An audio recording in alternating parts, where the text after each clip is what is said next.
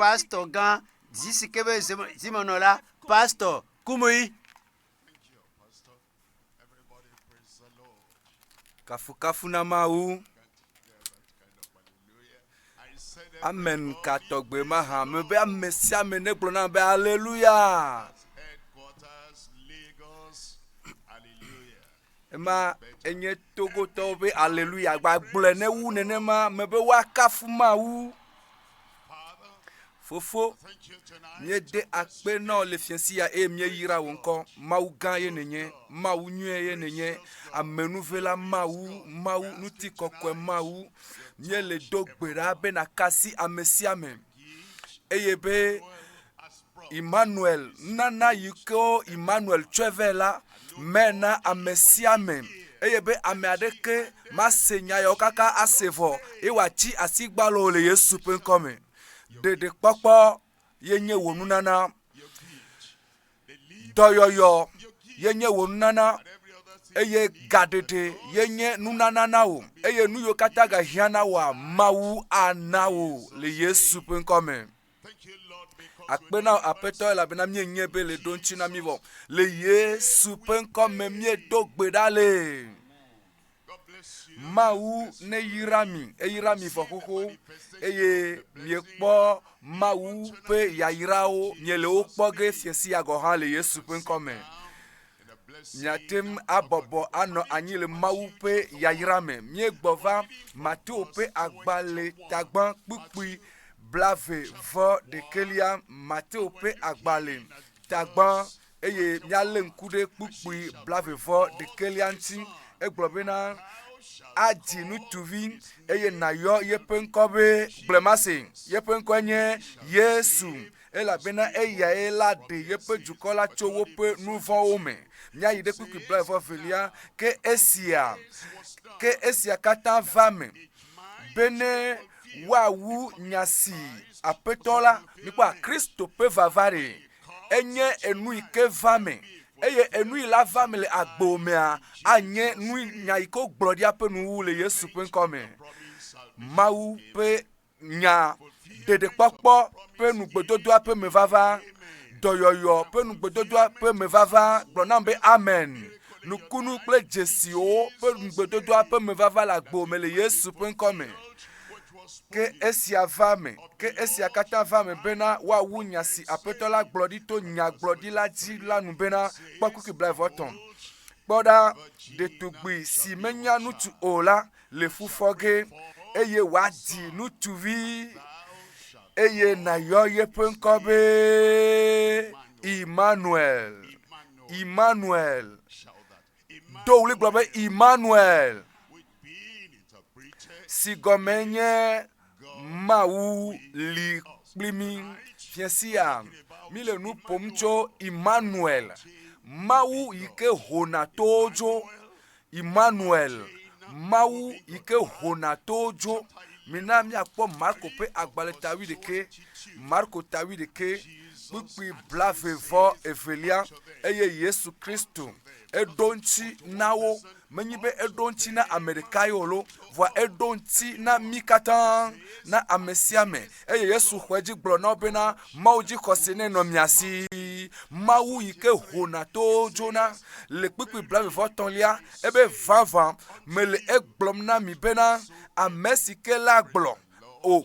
kafu na mawu ela benare amesike towelo mebe tonye o novi ke la khanyeji novi nutu ke la khanyeji novi nyonu ke la khanyeji enye na amesiame ebe amesike la glona tosia bena ho ne nai ada jefume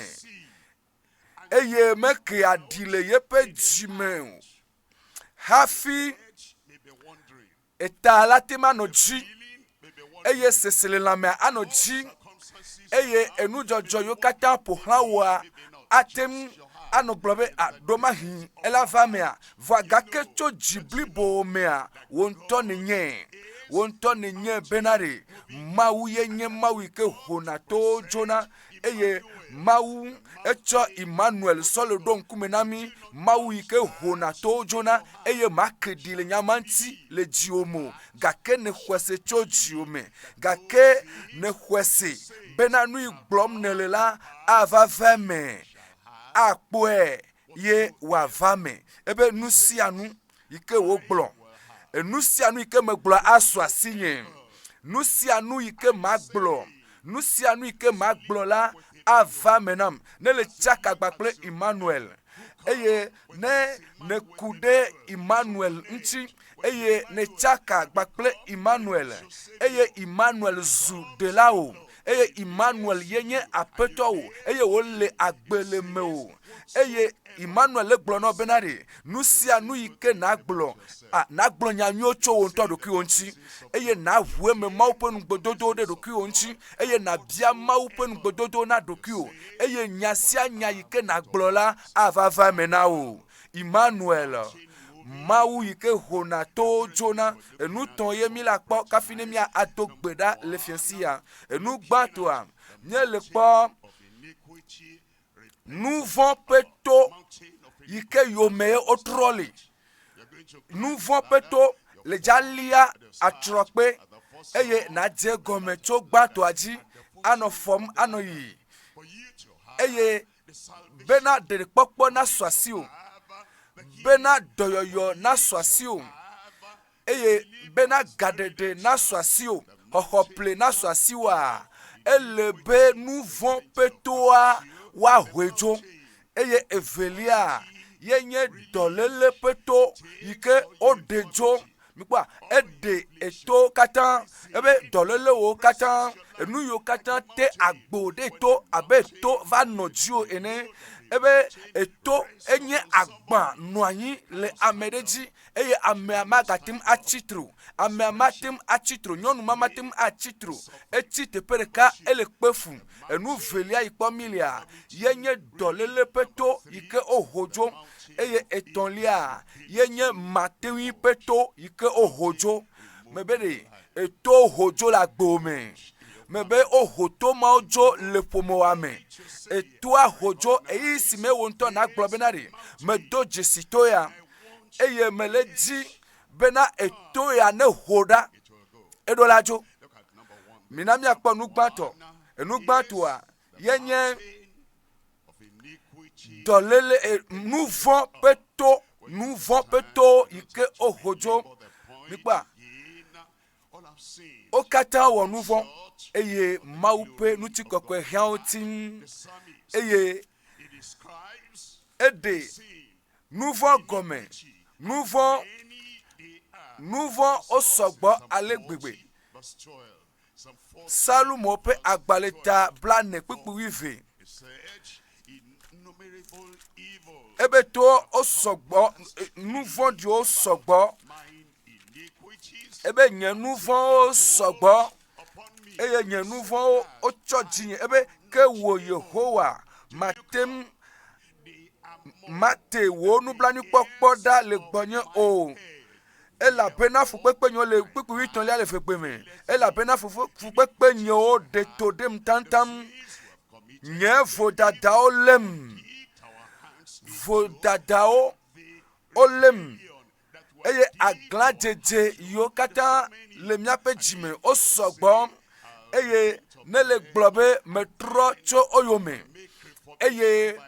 ma adzagbagba le ɖokuinye si eye matrɔ nye agbe. Nu vɔ̃wo sɔgbɔ akpae, wo dometɔ nenie nate ŋu atrɔ.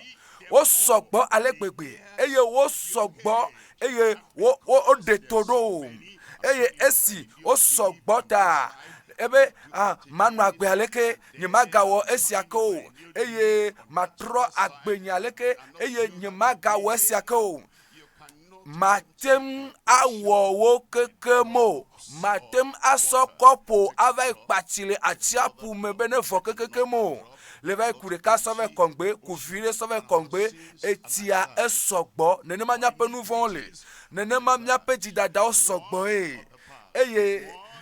eɖe oli koko toli eye yeye toli eye gan tole me eye gbese agbe tole me eye o ma me gbe to ye mi wona o sogbo ale gbegbe voa mawu le yepe lolome le yepe chochoke pe lolome a ela va eye wa pa atiapua kekem eye wepe na atiapua emie epujia mie eye ake ye a ne de Mose ela do sena mo bena mi adomito mi ve sokopo kopo ike la gba me na mi ve pasiale efuame ne wa fo o ma te ma vo ti makaka azomo agbero Pharaoh gba ple ye pe avakwa lava do go le te pe ma eye vondodro pen keke gbona eye wonto le wonu senua matem ade nouveau mo katajo o gakpo pipi make ela pena fukpepo de todom tam ke nyefo dada olem wo mele popo me nam o wo sogbo wu nye dada eye nye ji blemdi wo sogbo fun eye mawu petenu vila kwe eye amesiame yike ho ejisela matron o akpe na mawu mele chochroge o akpe na mawe la bena nye matron o gblela wonto gblo nyamana duki la be nye mele chochroge o nukata matron e la bena nu sen le mawu vila si ye mawu vila atem ade at nu vompe atiapo ajo eye wa ade nu voma jo deka eye agbewo beblele afima fifi la afima ahasiwo wole afima jikudodo aglanjeje eye osogbo tantantam wonto le doku aussi nyento le doku nyesia nye matem adejo o eye gakela mawu yala mele jibe amadeke netro o enye benare enu ile miomyajia yenye nouveau peto eye nenyi be mieva eye mietro jime eye mietro megbedo miape nouveau ne mitro megbedo nouveau petoma jidada petoma de popo ava mekeja ho de popo afiesi yo mebere chochoke ava mekato ewanyo ava na ole Yesu pen come de kole na we abe na tro megbedo minami akpo Petro pe agbalevelia taton pipi asiekelia Petro pe agbalevelia taton pipi asiekelia menye de apetola le wo bleu le yepe nu gbedodo la ti wo me abe alesi ame ado buine bleu la ene o gake egbojidi na mi bleu egbojidi na o bleu mawu gbojidi na o nipa enua nouveau osogbo alegbegbe nouveau osogbo ole otitimdeti eyo over sogbo abetada ene osogbo eyo omatem akhleo eyo wo deto eyo wo koko alegbegbe eye aghevon dodrova dio gake mawu egbotidi na mi bleu epa ame adore no le dalakpari ogla benari mawu la fi mawu le dia ne mawu le jinya wa ne sikota na mapo mawu gbojidi ne bleu mawu gbojidi ne bleu mawu egbojidi benari yepe epe to hehia ebena ehede megbe bleu gbojidi bleu benari ebe adavatoma ikele bena nouveau le wom de mawu gbojidi na o benari mavo nyenya eli dare bena to hehia lava jole mavo ame voa egbojidi na o mawu gbojidi nam egbojidi na o egbojidi na mi eye mele titimbe na ameadeke na atron o goha ame jijimbe yento ya atron de mawu mele jibe de ameadeke na atron o eye goha ame yo so odokyo so vai ole nonu eye ola no hukum yakato Mawu me le di be ame aɖeke netron o. Gɔ hã ame yiwo le wɔ afɔku dɔ, ame yiwo le afɔku ƒe dɔwɔwɔ ɖe me, eye afɔku la te ma va me eye woaku zi ɖeka kpata, eye wo ŋutɔ mesɔ ɖeke le mo, gake Mawu ya ɖe esɔ ɖe le me na woƒe agbe. Gɔ hã ame yiwo tsɔ wo ɖokuiwo va yi dzra na abosam, na Satana, eye wogblɔna bena yo ne mayi ne Satana ne wum ne wòatsɔm da ƒu gbe ɖe zɔmavɔ me nye ya ne be yawoe ne wɔ gɔ hã ame yiwo tsɔ woƒe agbesɔ le fefe wɔm, gɔ hã ame yiwo ye nu vɔ̃ ƒe toma le woƒe agbedzi ɖe. Mawu mele didim be ame aɖeke natsrɔ̃ o, gake ne amewo katã nava dzimetɔtrɔ me. Enu gbãtɔa yenye dzidada alo nu vɔ̃ ƒe to yi ke yome natrɔ le, eye ne le trɔ le me, eye ne ɖi anukua ɖe le tso dziwo me, eye ne trɔ megbe do etoma, Mawu aɖe etoma ɖa le agbeo dzi, elabena wo ŋutɔ matem aɖe ɖekaɖeka o, vɔa Mawu le yeƒe lɔlɔ̃mea enyati ɖeka pɛ koe wòagblɔ, elabena nye hã nyemebu fɔ o, gake dzoyi eye megawɔ nu vɔ̃ o, ebe nu vɔ̃wo osɔgbɔ eye nakpɔe eye nato ne be tɔnye medzɔ o, mele dzi be natsrɔ̃ o, eye nagblɔ ne bena ɖe nu vɔ̃ ƒe toma yi ke le agbenye dzi, yi ke le dzitsinyanye dzia ɖedzo, aƒetɔa la ɖedzo. Fiasi ya awɔe le agbe sia gbe me le Yesu ƒe ŋkɔ me. Mina miakpɔ mawunya ƒe ɖoƒe velia le teƒe ya. Ɖoƒe velia yenye dɔléle ƒe to yi ke woɖedzo. Mikpɔa dɔlélewo le míaƒe agbe me, eye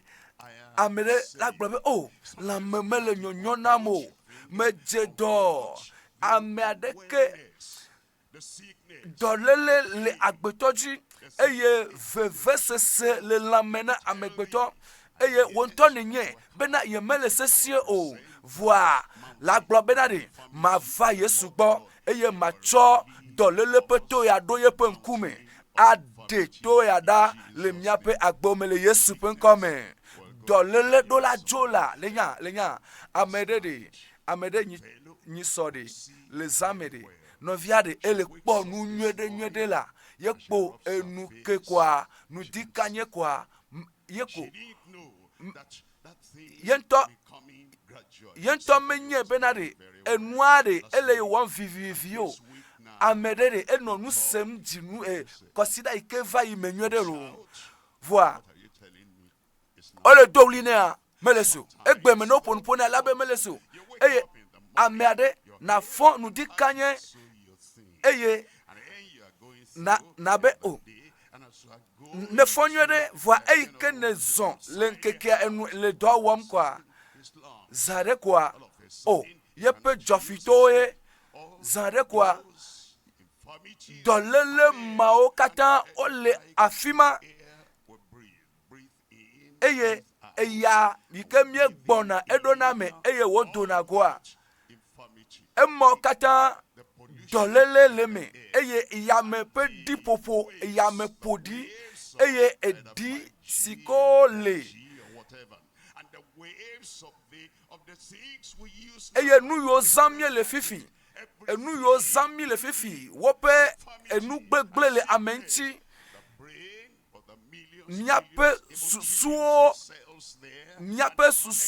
ƒe ŋutinuwo wole katsatsa me, eye ya ɖo ya nadzi be yagaɖo ŋku na ɖo dzia, magatem nɔ ŋku ɖom enua dzi o, vɔa etsɔ yi va ya natem aɖo ŋku edzi nyuie ɖe, gake agbea enuawo wole bu, elabena nukɔ dɔléle ƒe towo le agbetɔ dzi, eye fiasi ya la dɔléle ɖeke maganɔ anyi o, aƒetɔa akɔ wo dzo, aƒetɔa aɖe dɔléleawo dzo, eye wotsi teƒe ma da ɖi, eye wokplɔ ŋutsu ma ɖo, wokplɔ nyɔnu ma ɖo gbe sia gbea, egbea la aƒetɔa akɔ wo kekem dzo le Yesu ƒe ŋkɔ me, eye ya ɖo ya wodzi na mi gba kple wo dometɔ ɖo la, vɔa mi menya na o, eye ele afi ma le lãme na o, eye nanɔ yi anɔ gbɔ, eye zedeka kwa kaka na va do sɔhɛvi me kwa na do dzesi naɖe bena o eʋumewa naɖe le afi ma eye nutsilawa la nɔ gbɔdzɔ eye magatem azɔ azɔli o eye le be atsita magatem atsito mazɔ azɔlia megatem le azɔli zɔm o fifia ne mi yi ɖe ame yiwo wɔ nusɔsrɔ̃ mawo sɔ ku ɖe dɔléle yi ke wole lãme ŋutia wola do miaƒe lãmekpɔtɔ matsinawo me ye wola gblɔ be le wola to nɔ be dɔléle ma le afi ma kakakaka yi ke wodzi o kaka yi ke wofɔ fu wa ye dɔléle ma le afi ma eye togbɔ be wodzi ame ma la ele afi ma efifia nu ke miawɔ ela to nɔ bo womete ŋu dana gbe le ŋuti o vɔ atike ɖe ko miasɔ nɔ la nɔnɔ vɔa le fiesi ya la atike aɖeke megahiã o elabena aƒetɔ yesu kristo aho dɔléle mawo tso le yesu ƒe ŋkɔ me mina miakpɔ luka ƒe agbalẽ ta 8 luka ta 8 kpukpu 11 kpɔ ɖa nyɔnu aɖe le afi ma eye dɔliame gbɔgbɔ aɖe le yeƒe le me mikpɔa atikekui mawo ɖe wobe dɔliame gbɔgbɔ le ameame atikekui matem awɔe o dɔliame gbɔgbɔ wabe wova yi dzi atike na wova wɔ nuka na numɔ matem awɔ naɖeke o womatem awɔe na o gake la enu wuwli mawo yi ke nam matem awɔ dɔ le dɔliame gbɔgbɔ dzi o para kple atike yiwo ŋlɔ na matem awɔ dɔ le dɔliame gbɔgbɔ dzi o eye dɔlélia enye gbɔgbɔmetɔ eye dzɔdzɔme ƒe ɖoŋtsi matem awɔ naɖeke le ŋuti o gake Emmanuel la ge ɖe agbo me ne Emmanuel ge ɖe agbo me leke ɖe gbɔgbɔma la gblɔ be amedzo ebe la to nɔ be meƒota gbã eye fiesi ya eɖo la dzo le Yesu ƒe ŋkɔ me egblɔ bena ɖe nyɔnu aɖe si me dɔliame gbɔgbɔ aɖe le pewi nyi mikpa gbɔgbɔ vɔ menana ta bɔbɔe ɖo lo o gbɔgbɔ vɔwo medzona le aƒe yi me wonɔ wɔƒe gbã eƒevelia ƒetɔlia gbɔgbɔ vɔ melɔna dzona o wobe nyɔnua xa gɔdãa eye wòxa gɔdãa eye metia ŋkɔa eɖokui ɖe dzikulẽ o kpɔkpukui velia eye esi Yesu kpɔe la wakafu Mawu Emmanuel Mawu li kpli mi ekpɔ le afi ma ekpɔ le aƒea me etoma yi ke nɔ teƒe ma teƒe didia Yesu kpɔ le zã ya me nyea menye be aƒetɔa kpɔ o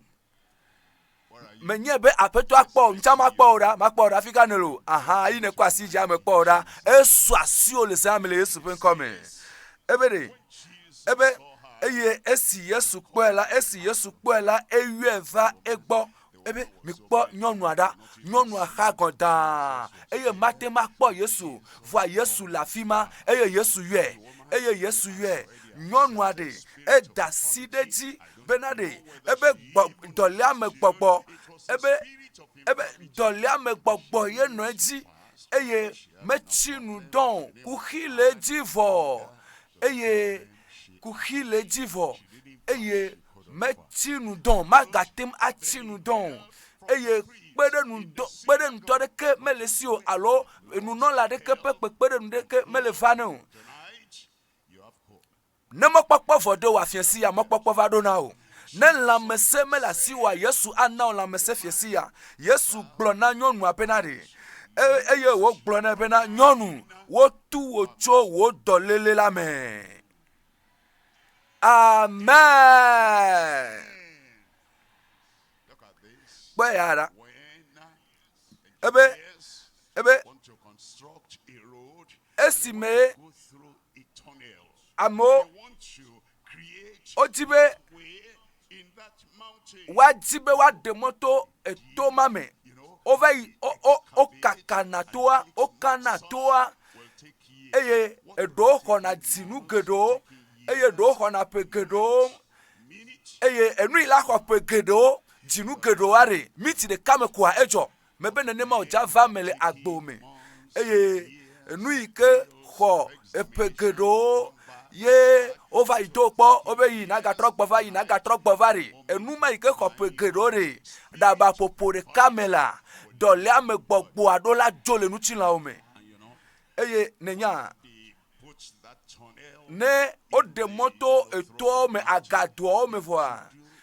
elebe wa no lebe ne esiayi elebe wa no le nkurenti esiayi eye wa no kpleme eye wa gatro anokpegbo alo wa tui wa tro humbubu eye nukantio bena watema lebena emoma yiko deto agakpo me wa lebene wa no yin gake Yesu Kristo ne wezirikare mebere jajira do aga yi na ji zirikaye eye Emmanuel nelehia Emmanuel ye enuike Emmanuel la wole agbome enuike ova wole agbome de na duebe alwe na sefivine ela bena dolia me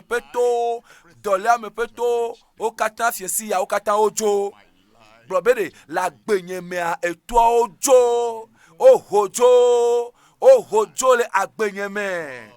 ohojo le agbenyeme le nutila nyeme ohojo fiesi ya ojo pekekeke mle Yesu penkome nyonu wo tuwo cho wo dolele lame nutu wo tuwo cho wo dolele lame gake nenya enu mamea esese ntonele wene emao afoma mezene etepe jiji afo amete wona dona o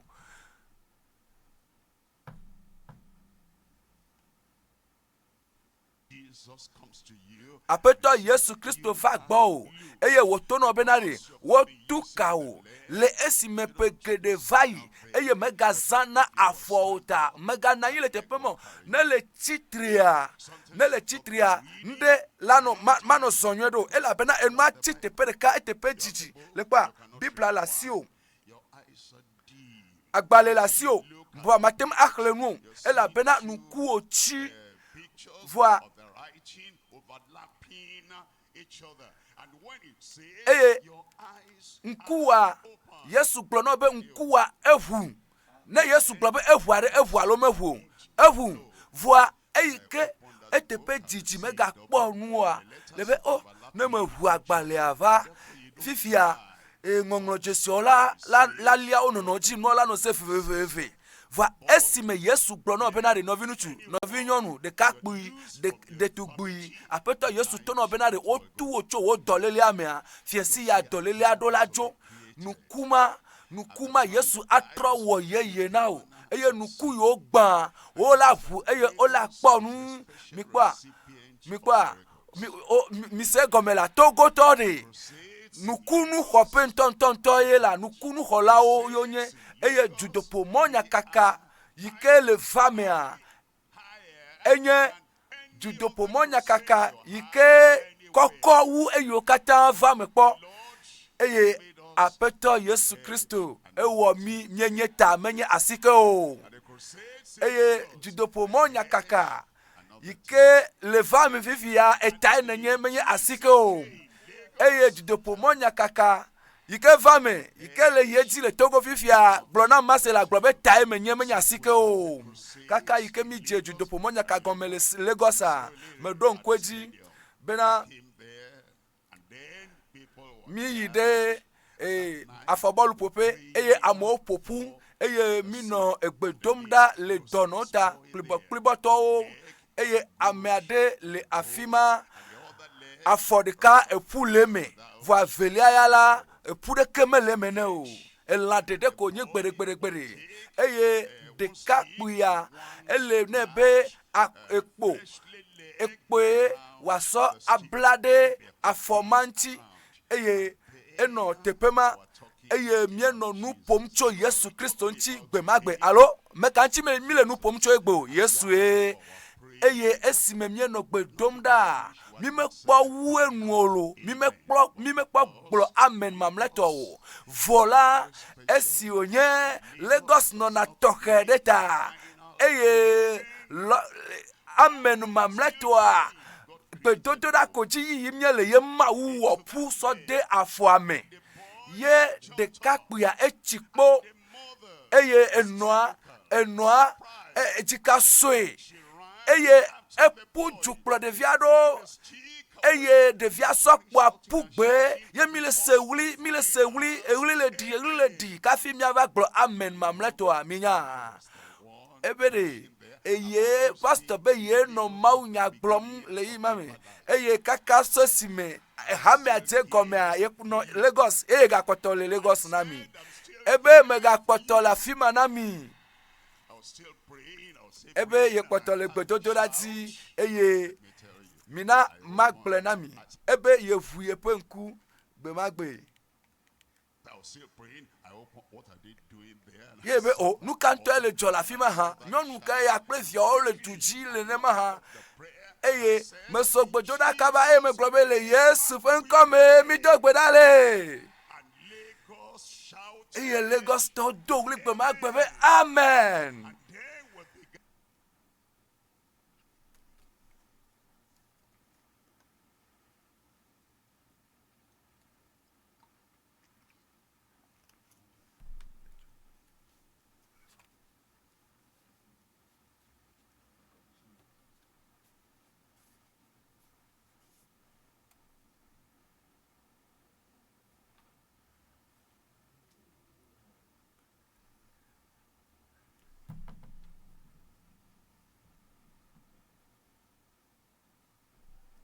To give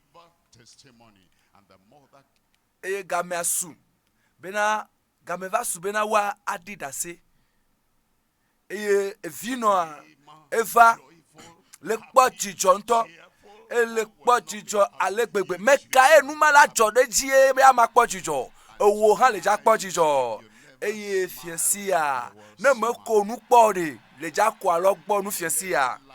ne meko nu kpɔ ɖe le nu ko ge fiasia eye aƒetɔa va ɖo bena ya de ga o eye ame yiwo katã le radio JVA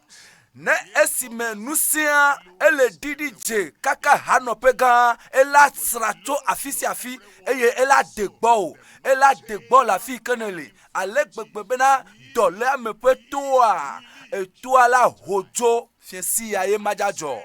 mebe ɖe fiasia ye wòava me. Mina miakpɔ kpukpui 8 le kpukpui 8 me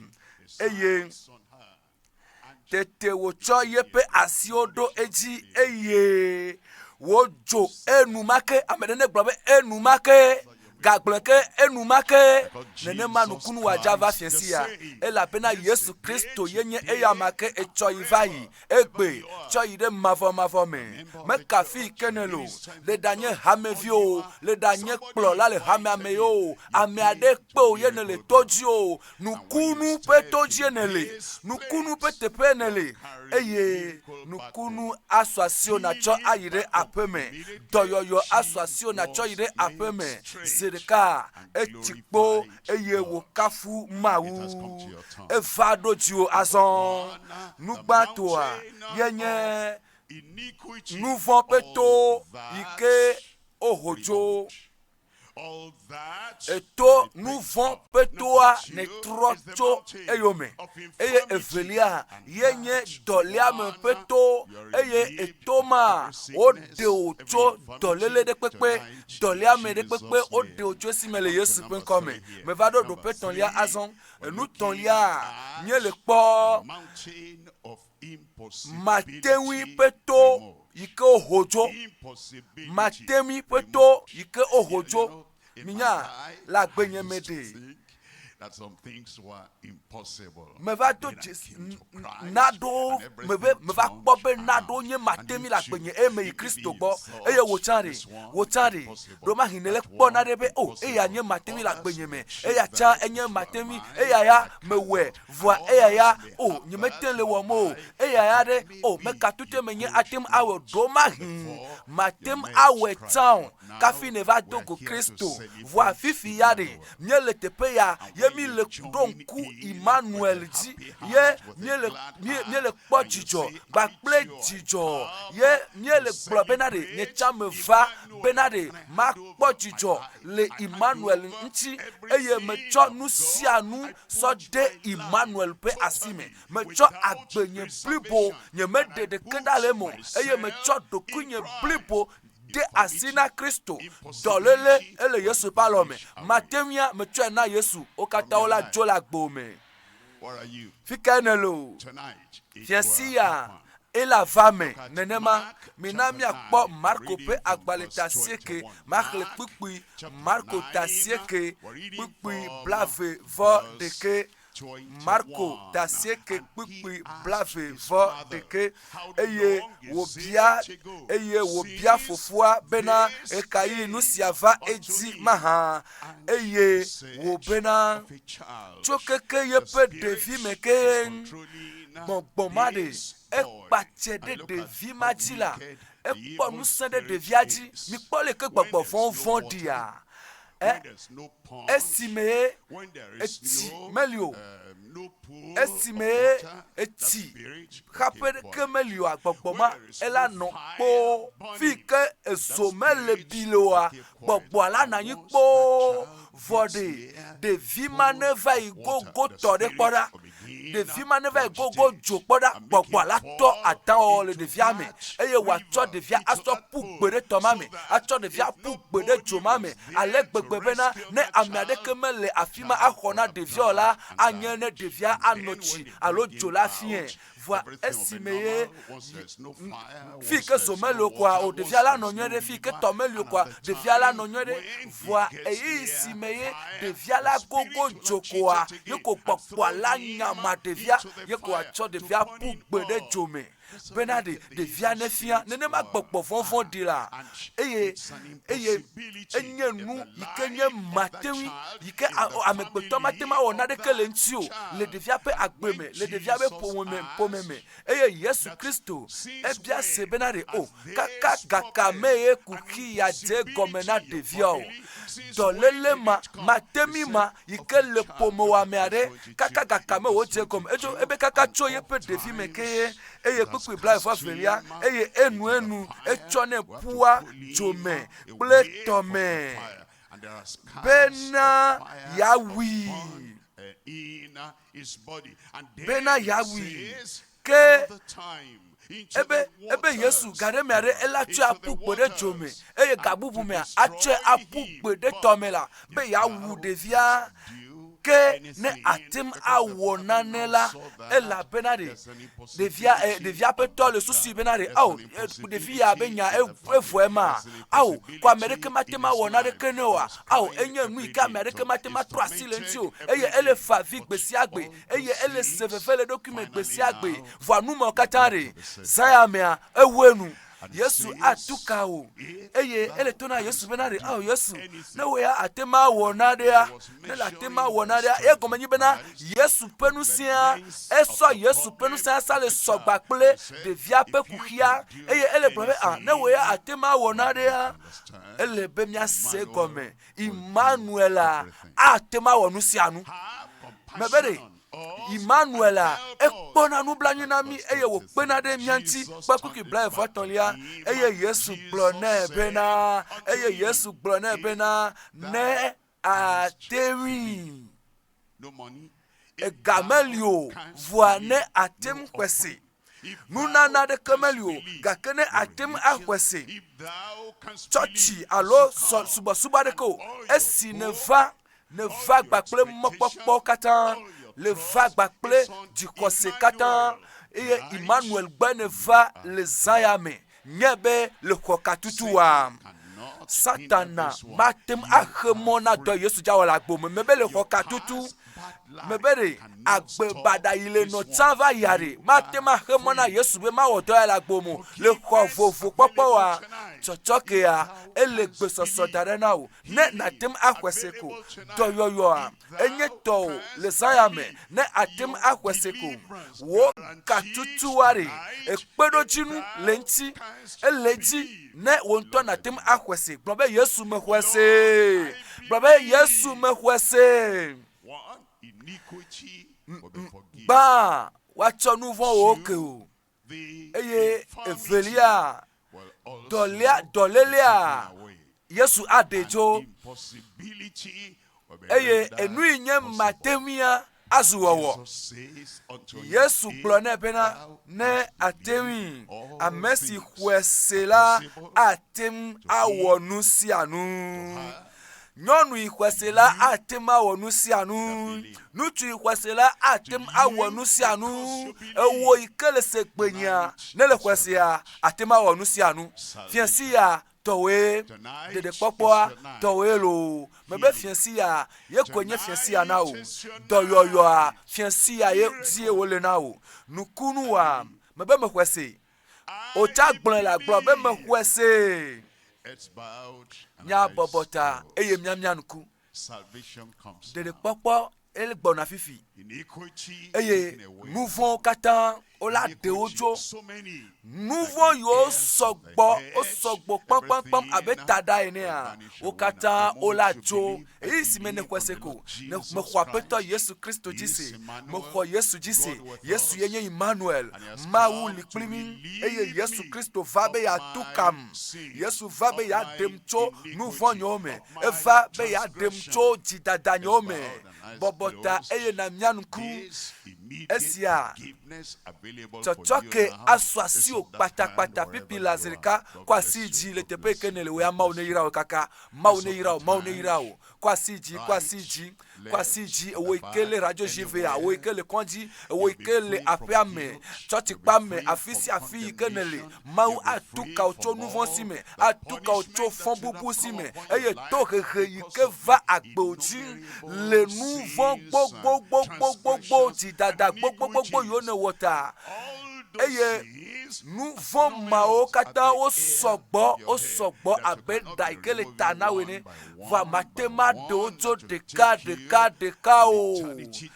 Mavɔ axɔ yi mavɔ na wo bena na ɖe nu vɔ̃ mawo dzo kekeke. Mate ma ɖewo dzo o ɖo ma hi mavɔ kafi wo ŋutɔ nava dzo le xexe sia me o. Voa Kristo Yesu Kristo Emmanuel yade ana o tsɔtsɔke enumake dedekpɔkpɔ asɔ asi o enumake amen. as you raise up that hand, Esi ne kɔ asi stand dzia up ma and bia say, tso gbɔ bena "Here am I, titre Jesus, titre le teƒe ke ne here, la gblɔ be Yesu what nye I yae cannot do for Yesu myself, enu you're nye going to ntɔ nye do mate for ma me, wɔ le ɖokuinye and si you're wa going to le take be yeawɔe nam le be yeaɖe nu my vɔ̃ nyewo sins katã out dzo Yesu nye one ya lo at one. Yesu nye ya. Stand up, stand up. Kɔ asi dzi eye na Online, titre the same thing. Mercy mebe is titre coming to you eye anya today. ame ŋutɔ ame ɖokui ƒe Forgiveness nyametsotso is ƒe coming afɔɖeɖe to you wɔwɔ today. eya ta Salvation titre coming to you today. dedekpɔkpɔ Online, egbɔna na over o the radio, anye tɔ over o the ewo yi ke le television. radio The ewo yi Lord ke le does to not dzi want le you to mɔnu perish. enu se When mɔnu you vovovoawo agree dzi with the Lord, ne I will da not si ɖe perish, aƒetɔ Yesu then Kristo ƒe nya you dzi will not matsrɔ̃ o perish. matsrɔ̃ As you're o standing, esi ne I'm going titrea to pray with mado you. gbe ɖa le For ta you, o God cannot fail. Christ will mawu not fail. mate ma do kponu o Kristo mate ma do kponu o eye ana o dedekpɔkpɔ fifi la fofo le Yesu ƒe ŋkɔ me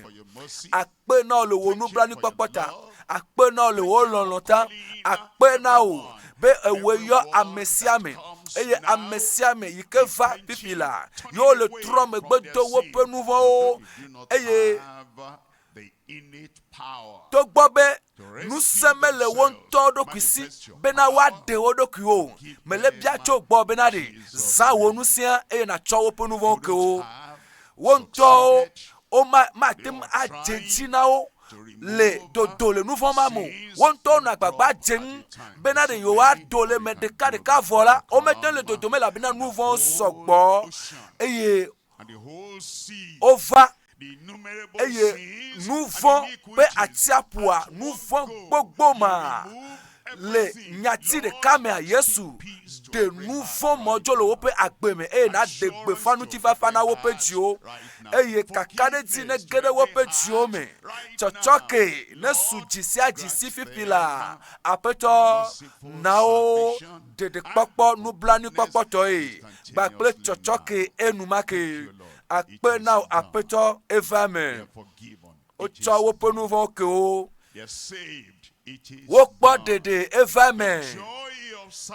eye wo xɔna me ƒe dzidzɔ geɖe woƒe dziwo me fifi la. Wokpɔ xɔxɔ eye aƒetɔ me do gbe ɖa bena nanawo amenuveve bena woati ɖeɖekpɔkpɔa me xɔxɔa ne nɔ wo me ɖa. Ame ɖe ne gblɔ be amen. Akpe na aƒetɔ elabena ɖontsi asi miasi le Yesu ƒe ŋkɔ me ye miedo gbe ɖa le. Mawu ne yra o. Ameni ne gblɔa eɖo kpe dzi ame yiwo bia ɖeɖekpɔkpɔ xɔxɔa sumiasi eye miekpɔ ɖeɖe fifi la le Yesu ƒe ŋkɔ me. Azɔ mieva ɖo to ƒe eyi Mawu ƒe amesiamina edo gbe ɖa le tawò. Xɔxɔ sɔ asi o, ɖeɖekpɔkpɔ sɔ asi o. Eye nu yi miabia tso asi o azɔa yenye be naŋlɔ kaƒomɔ dzesiwa fo nɔmba wa kpakple wo ŋutɔ ŋkɔ wo kple kɔ yi me ne le naŋlɔe atsɔ ɖo ɖe eye sia nawɔe naŋlɔ koedzi ɖo ne va ne le to dzi afi ne lea radio yi ne le nya ya sem fifi la ɖe enu tɔxɛ ɖe sem ne le eye nu tɔxɛ ɖe la sɔ asi o. Le nya ame mawo katã yi ke dogo Emmanuel Yesua ame ke hona to dzoa eyi si me Yesu ka asi wo ŋuti alo Yesu ƒo na wo ayo Yesu gblɔ nya ɖe na woa woƒe lãmesẽ na zi ɖeka ye le gaƒoƒo ma ke dzi ye eye Yesu metrɔ o eye le ɖaseɖiɖiwo ava me le afi sia afi Yesu Kristo elawɔe nukunuwo dɔyɔyɔwo le teƒe sia teƒe afi sia afi nu kake enu yi le wɔ ame ɖe fifi le afi ya ɖe ega le wɔ ame ɖe le afi ɖe tsã eye Yesu Kristo ma Yesu ƒe ŋkɔ ma ayɔ dɔ ameawo kekem ewoe eva ɖo dziwo azɔ lo ɖaseɖiɖi aɖo dziwo azɔ ewoe dzaɖi ɖase azɔ ewoe akpɔ dzidzɔ azɔ naɖeke meli ke nye matemi o dɔléle aɖeke magati anyi ati lãwo me o eye Israelviwo wokpɔ dzidzɔ le Yeriko ƒe glia wole kpɔ dzidzɔ kafi ye glia va mu dzi anyi nye tsã ɖe mele kpɔ dzidzɔ ɖe ta o mebe ɖe edzi le dzɔm ŋutɔ be le to dzi eye esi na se miagblɔ amen mamlɛa ye eɣli esime Israelviwo do ɣli mamlɛ toa do ɣli koa eglia dze anyigba eglia mu eye ne le si miedo ɣli gblɔ be amen nanye be Yeriko ƒe gliwo katã le agbo me le xe mɔ na wo lãmesẽ nyawoa wo katã woamu dze anyi. Wakafu Mawu elabena le kpɔ dɔyɔvɔ akpe na Mawu le xɔ katutu vɔ kɔ asi ɖeka yi dzi eye nakɔ velia ada ɖe afi ke dɔlélia le na o eye esime miayɔ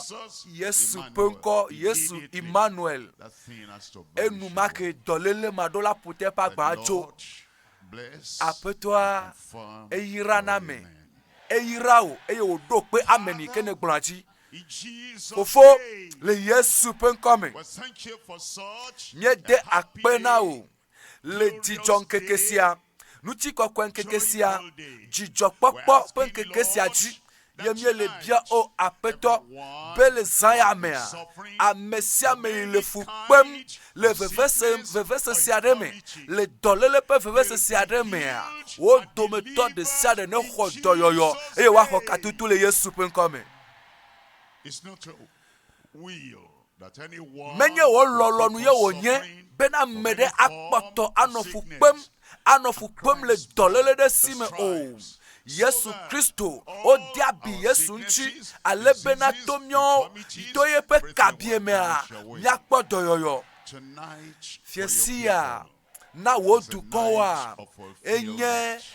gbedodo ya ƒe me vava le woƒe agbe me enye nukunu ƒe zã enye nukunu kple dzesi ƒe fiesi aƒetɔ me do gbe ɖa bena nàdo wò ŋusẽ ɖa eye nàyɔ dɔ wò dukɔ le Yesu ƒe ŋkɔ me. That spirit, Gbogboma lunacy, ikenye insanity, maponu pe gbogbo adava pe gbogbo me desena o togo le Yesu pe nkome. that spirit of infirmity, Dolia me that gbogboma makes you weak, ikena be le gbojo waist cannot ye bear your matem weight, le and jimele your veo joints are cracking ye and chape painful. o le degbe kra kra kra Whatever nuka infirmity, ke nye dolele a o any spirit has gbogbo si brought agbogbo upon your ike life, he dolele ma you va are agbo me loosed in wo Jesus' tuka o le Yesu pe name. nkome. Deafness, Eto kuna me you're loosed. le hoka tutu Dumbness, ma you're free. enu mapo ade mapo nupo le o tuka o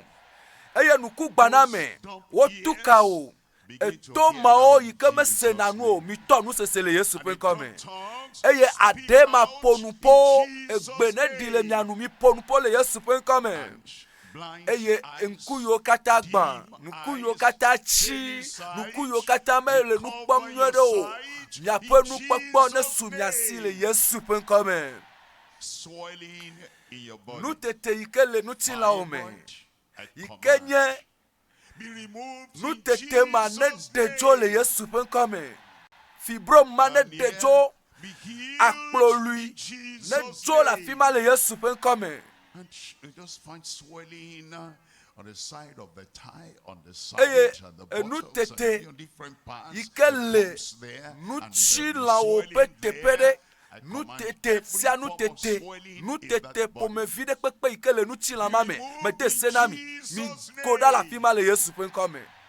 Elephantiasis in the legs. Afo ike te na me de ye ti do afo ame me do gbe da be na re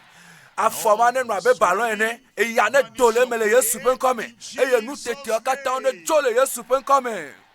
Long-standing sickness. Dolele ma yike vadio hope geregedo obe oji ogba ple obe na mi abe po me pe dolele ye fifila nanyi be nono me yike me oji ole You are healed me do in gbe da be na Jesus' name. doyoyo nenye to le Yesu pe nkome. I pray, Lord, Me for do those gbe da o who apeto have been to the helpers, scientific, ame medical yo helpers. yire dókítà o gbọ́bọ́ ne gbede yo ŋtsi ye dókítà o gblɔ bena o be cancer ma le ke wo tsi kaka fi o va ɖo fifia mi ma gate ma wɔ na ɖeke ne o Emmanuel ne kpɔ cancer ma ƒe nya gbɔ. Cancer You will not take that life. maxɔ agbe ma dzo cancer ma wu ame ma o me do gbe ɖa bena misisi ke le Yesu Kristo ƒe ŋkɔ mea cancer me de se na o bena fia eye naku le Yesu ƒe ŋkɔ me. Also, Abi le dɔme you'll be dizzy. eye It will be like the ne world around you is etɔdzia turning,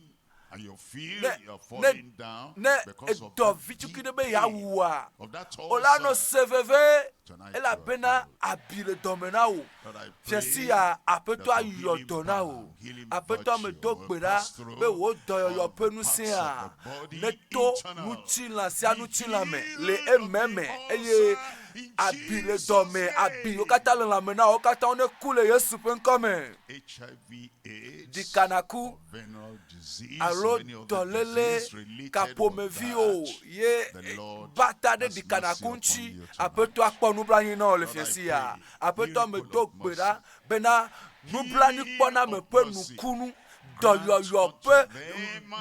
ƒe nukunu tsɔe na wo bena dikanaku ƒe doa ne dzo ɖa le woƒe agbe me le Yesu ƒe ŋkɔ me. Paralysis, Ame yiwo kpli bɔ even if you've been like that for a long ne time, nye be ne because of gakpli polio, bɔ because eteƒe of dzidzi lameness, because of one leg le shorter than kplibɔ the kplibɔ other, ne nye the gbafa power alo of afɔ the ɖeka Lord comes didi upon wu you. nɔvia ye aƒetɔ ƒe ŋusẽɖiɖi dze tso fifi la fifi la tsitre eye nazɔ azɔli Faith in Christ. xɔ Kristo dzi se Kristo dzi xɔ sia eyɔ dɔ o tsitre eye nazɔ azɔli le Yesu ƒe ŋkɔ me. Lord, Aƒetɔ everywhere now, afi sia afi miracle. fifi la nukunu Everywhere, neva me healing. le afi sia afi dɔyɔyɔwo neva me le afi sia afi agaɖeɖewo nenɔ dzi yim eye afi sia afi a dzidzɔkpɔkpɔ aseyetsotso dɔyɔyɔ pase tsotso katutu pase tsotso nukunuwo ƒe dzidzɔkpɔkpɔ ne va me aseye tsotso azã ne yedzi nukunu zã ne va me aƒetɔ ɖo kpe dzi le agbe sia agbe me akpe na wo aƒetɔ akpe na wo le Yesu ƒe ŋkɔme míedo gbe ɖa le. It is done. Eva me. It is done. Eva me. Infirmity gone. Dɔlélia dzo. Impossibility gone. Matemia dzo. Now you can rejoice. Azɔ in your natema kpɔ miracle. dzidzɔ le nukunu wa me. Let the orchestra come quickly. Natem Orchestra akpɔ come dzidzɔ quickly. eye You celebrate what the Lord has dzidzɔkpɔkpɔ done. dziha Drop your eye crutches, nakafu drop those Mawu crutches. wo yi ke And, lé look, ekpo ɖe test the sɔzɔna zɔli ye people sɔkpomɔ who are blind sɔkugbe and the